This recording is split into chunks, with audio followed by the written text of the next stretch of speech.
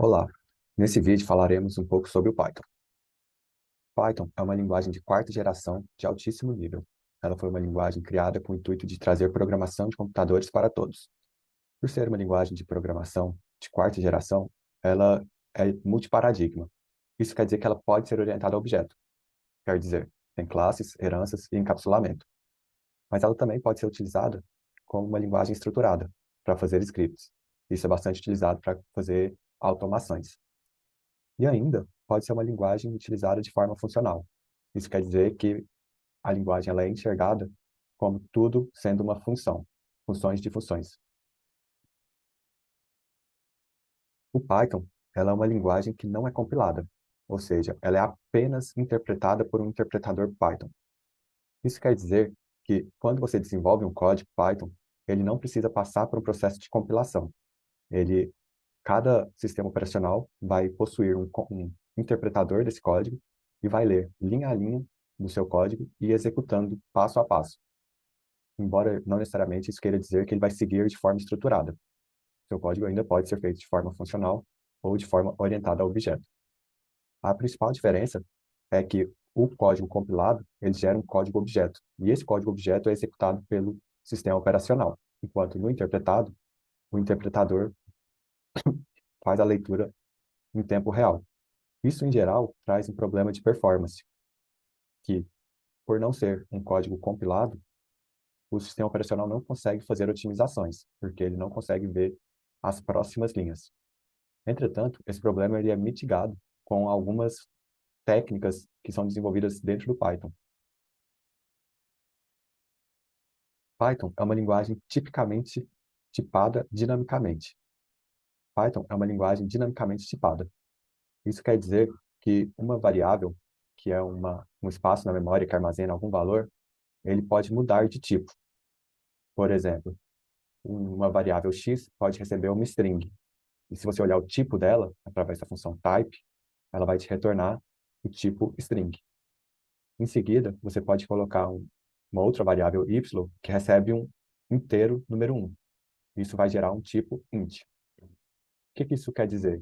Que na prática, você não precisa definir previamente o tipo das suas variáveis. Você não precisa falar x do tipo string recebe o valor que você passar. Isso é muito legal, mas também traz um problema.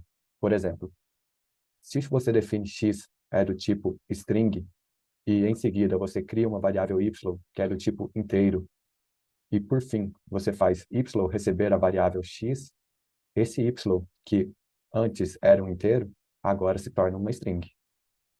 Embora isso traga bastante flexibilidade na hora do desenvolvimento, isso pode causar bastante problemas na hora de fazer a manutenção do código. Isso é um problema bem comum dentro do desenvolvimento. Bom, Python, ele é uma linguagem bem simples e não precisa ter ponto e vírgula no final de cada instrução. O que ele define como critério de uma linha de execução é exatamente uma linha do seu arquivo. Então, para cada linha, ele vai tratar como uma instrução para ser interpretada. É, dentro de Python, você pode criar blocos de código. Esses blocos, eles são definidos por meio de indentação. Então, a indentação é algo obrigatório na nossa linguagem Python. Diferente de outras linguagens que usam colchetes para definir os blocos, em Python a gente trabalha com dois pontos para abrir um bloco e uma indentação a mais para formalizar aquele bloco. Para trabalhar com comentários, nós temos algumas formas.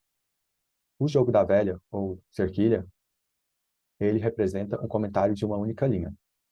Enquanto, se você quiser fazer um comentário de múltiplas linhas, você vai precisar utilizar três apóstrofos. Três apóstrofos para abrir o comentário e três apóstrofos para fechar o comentário. Outra coisa importante sobre Python é que é uma linguagem case sensitive. O que isso quer dizer? Uma letra maiúscula é diferente de uma letra minúscula.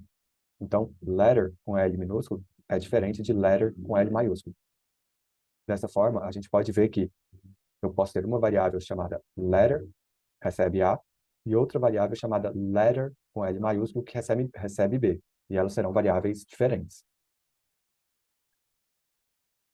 O print é outro diferencial dentro do Python que você consegue trabalhar com ele de várias formas para ter o mesmo resultado. Então, você consegue formatar ele usando marcações por cento, ou você também consegue fazer com formatações em colchete, utilizando a função format. Um ponto importante dentro do Python é que uma string, ela sempre só pode ser concatenada com outra string. Então, você não pode fazer uma string mais algum valor inteiro. Isso vai gerar um erro. Porém, você pode colocar str e o inteiro, abre parênteses, coloca o inteiro, para fazer o que a gente chama de cast, uma transformação de tipos. Dentro do Python, nós temos alguns tipos de dados. Todo objeto em Python, ele tem que ter um tipo. E se não tiver nenhum tipo, vai ser o none, que é o tipo none. Quando a gente olha para tipos numéricos, nós temos o tipo int, que para fazer o cast é int, abre parênteses, a variável fecha parênteses. O tipo float, para tratar números flutuantes, ou seja, números quebrados, 1.1, 2.2. O tipo complex, para tratar números complexos. O tipo none, como que eu havia falado. O tipo bool, que vai tratar tipos booleanos, ou seja, ou é true ou é false. E tipos textuais, que é a string, str. Então, todo texto é uma str em Python. Alguns tipos um pouco mais complexos, que também a gente precisa usar bastante, são as listas e os dicionários. A lista ela pode ser definida como um objeto, list, ou apenas com a anotação abre colchete, fecha colchete. E ele tem os principais métodos, que é o append, remove, clear e copy. Um diferencial em cima das listas de Python é que elas não precisam ter elementos sempre do mesmo tipo, por ser uma linguagem dinamicamente tipada dinamicamente. Então, nós podemos ter uma lista que o primeiro elemento é uma string, o segundo elemento é um inteiro e o terceiro elemento é um bool. E para o Python está tudo bem, está tudo certo. Mas é importante a gente ficar atento a isso, porque geralmente nós vamos utilizar listas para fazer loops, para fazer iterações. E essas iterações, elas vão executar o mesmo código dentro de cada um desses elementos. Então, se você precisar fazer uma chamada de uma função que apenas string possua, e o seu vetor, a sua lista, tenha mais de um tipo, isso vai gerar para você um erro. Então, existem formas de tratar isso, colocando condicionais, por exemplo, mas é importante, na hora que estiverem codificando, ficarem atentos a esse ponto. Para fazer o acesso aos elementos de uma lista, é utilizado a indexação pela posição, e você pode ainda criar um vetor de uma outra forma em Python, que é baseado em alguma iteração. Por exemplo, eu quero criar um vetor de 0 a 9, e esse vetor ele vai ser criado através de um loop iterativo que vai percorrer o range de 10. Range de 10 é uma função nativa do Python que te retorna valores incrementais, de 0 até 10. O 10 sendo exclusivo, ou seja, de 0 até 9. O outro tipo que nós havíamos mencionado é o dicionário. O dicionário ele é uma forma de fazer um mapeamento de acesso rápido, ou seja, enquanto na lista nós temos um acesso indexado pelo número do índice, em dicionários a gente tem um acesso por uma chave direta. O que isso quer dizer na prática? Se eu quero encontrar um elemento dentro de uma lista, eu preciso percorrer toda essa lista para encontrar esse elemento, porque eu não sei qual é a posição daquele elemento. Já quando nós estamos trabalhando com dicionários, nós temos um acesso direto. Então você tem aí um acesso em OD 1. Você sabe qual é o objeto que você quer porque você tem a chave desse objeto. Então você faz um acesso ao dicionário, abre colchete e fala qual é essa chave. E ele vai te trazer de forma mais rápida esse valor. Os principais métodos do dicionário são keys, values, clear e copy. O keys vai trazer todas as chaves do dicionário no formato de uma lista. O values vai trazer todos os valores no formato de uma lista. O clear vai limpar o seu dicionário. E o copy vai gerar um novo dicionário com os mesmos valores. É importante essa funcionalidade do copy, pois em Python a transferência de um objeto para outro escopo ele é feito através de referência. Isso quer dizer que, mesmo você estando com esse objeto em outro escopo, ele vai sofrer alterações no escopo anterior. Por isso, muitas das vezes é necessário fazer uma copy do seu dicionário para continuar avançando no desenvolvimento. Temos também as classes, que é onde permite a gente trabalhar com heranças. Aqui eu trago para vocês um exemplo onde nós definimos um objeto do tipo carro, que é uma classe, e podemos fazer a instanciação desse objeto que terá o tipo carro. E por herança, nós podemos criar um carro duas portas, que vai fazer uma extensão do primeiro objeto e vai definir alguma propriedade específica desse filho dele. E teria, no caso, ter a propriedade número de portas igual a 2. Então, ao fazer a execução, se recebe carro duas portas, nós estamos fazendo a criação de uma instância de carro duas portas, que também é um carro. Portanto, embora o método inspecionar não esteja definido dentro de carro duas portas, nós podemos fazer a chamada desse método, porque ele está herdando. É importante lembrar que, em Python, a herança ela não necessariamente é apenas a um objeto. Você tem heranças múltiplas. Isso quer dizer que você pode estar criando um objeto que herda vários outros comportamentos. Essa parte é bem importante, porque toda vez que vocês estiverem trabalhando com algum framework de machine learning, vocês podem se deparar com a necessidade de evoluir algum componente para que tenha um, para que tenha o fechamento com o seu problema específico. Por exemplo, eu quero estender uma camada de rede convolutiva para dar um comportamento diferente.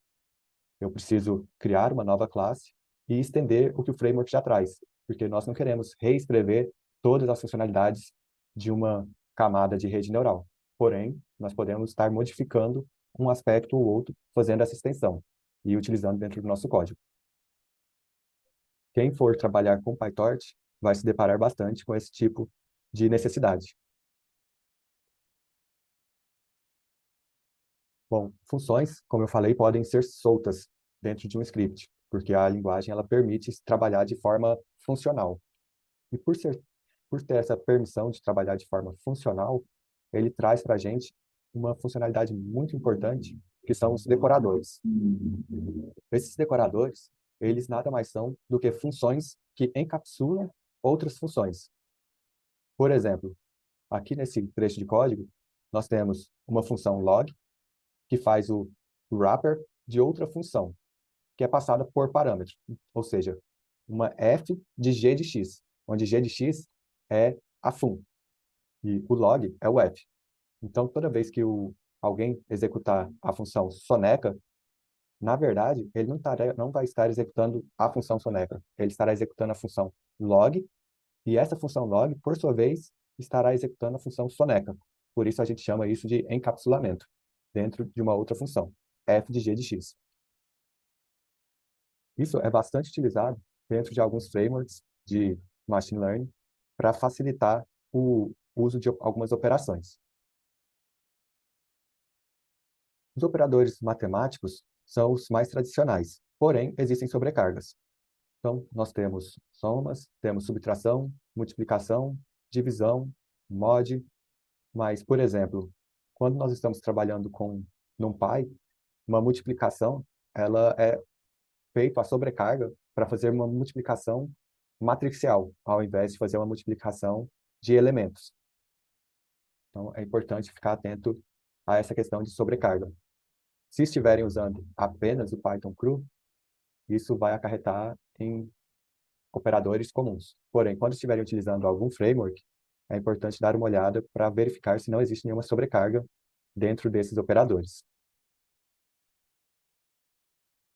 Para trabalhar com os fluxos em Python, nós temos o condicional if e if else. Ele tem uma nomenclatura um pouco diferente. Você pode ter um if puro, só if alguma condição, e se essa condição for satisfeita, ele executa o bloco. Lembrando que o bloco é todo o trecho de código que tem uma indentação depois desse if. E após declarar o, o if, você precisa colocar os dois pontos para avisar que você estará começando um novo bloco, tanto para o if quanto para o else. Quando você tem a necessidade de ter vários casos, nós trabalhamos com o if e else-if, que é o se não, se. Nesse caso, nós estamos fazendo uma verificação se x é menor que zero. Se o x não for menor que zero, eu quero fazer outra verificação, se x maior que zero. E se ele não for nem menor nem maior, ele cai na última condição, que é o else, ou seja, o x é igual a zero. Nós também temos a opção de trabalhar com fluxos de repetição, ou seja, iterações. Toda vez que nós precisamos executar uma repetição de código em cima de uma estrutura de dados, nós podemos utilizar o for ou o while. O for, ele pode percorrer um conjunto de valores, ou você pode utilizar o while para fazer uma condição de parada. Quando nós estamos utilizando um conjunto de valores dentro do for, a variável que está sendo atribuída, cada um desses valores, vem logo após o for. E em seguida, nós usamos o in, a palavra reservada do Python, e no final, a estrutura que nós queremos percorrer. Essa estrutura pode ser tanto um, uma lista quanto um dicionário, ou ainda pode ser um generator, que é bastante utilizado dentro dos frameworks. Por exemplo, quando nós queremos fazer um treinamento de algum modelo, nós precisamos percorrer a base de dados que está sendo utilizada para treinar nosso modelo. E para fazer isso, nós podemos utilizar um for que recebe o item que será processado em dataset, onde dataset representa a base de dados que nós estamos utilizando. Em Python, nós temos a opção de tratar erros. E para fazer isso, nós utilizamos o bloco try, catch e expect. Try, expect e finally. Para fazer isso, nós utilizamos o try, expect e finally. Toda vez que usamos o expect, é importante colocar alguma exceção esperada. E aí você vai poder fazer o tratamento dessa exceção. É importante dizer que a pilha de erro, ela não é apresentada por padrão. Então, essa pilha de erro, ela precisa ser colocada, adicionada nos pontos onde o desenvolvedor acha que é necessário. Para fazer isso, a gente precisa fazer o import do traceback e, dentro do except, executar o traceback.print.sc para printar a pilha de exceção. Na PEP 343 é definido o Context Manager, que é uma forma mais pythônica, mais elegante de se tratar os fluxos dentro do Python. Isso nos traz uma outra palavra reservada que é bastante utilizada nos frameworks, que é o if. Toda vez que nós encontramos o if, quer dizer que você está entrando dentro de um Context Manager. Esse Context Manager é uma classe em Python que foi desenvolvida seguindo os critérios da PEP 343. PEP são os documentos que definem o que a linguagem Python precisa ter dentro de suas definições. Então, toda PEP é um guia de como o Python funciona, é a própria documentação dele. E o Python tem PEP para praticamente tudo. Se você precisar saber qual é a forma de se escrever um código, de estruturá-lo, vai ter uma PEP. Se você quer saber se a melhor forma de você escrever, dar nomes a variáveis, funções, classes, também haverá uma PEP para definir isso. Esse bloco de if, ele traz para a gente alguma coisa que você precisa de usar, porém, essa coisa estará sendo gerenciada por esse Context Manager. Nesse exemplo do lado, é um Context Manager para abrir um arquivo. Geralmente, você precisaria fazer um file open para abrir o arquivo e, ao final, fechar o arquivo, para você não deixar nenhum leak de arquivos abertos. Porém, quando você usa com o Context Manager, ele te entrega o objeto do arquivo e automaticamente vai fazer esse fechamento. Isso é muito importante porque nem sempre a gente vai se lembrar ou ter o controle de todo o comportamento necessário. Por exemplo, se porventura você abrir o arquivo e no seu código você colocou para fechá-lo, porém aconteceu uma exceção no meio e o fechamento não ocorreu, esse arquivo ficará aberto até o encerramento do programa. Enquanto, se for utilizado o Context Manager, ele já vai estar garantindo para você que todo fechamento vai ocorrer. Bom, por essa aula é isso.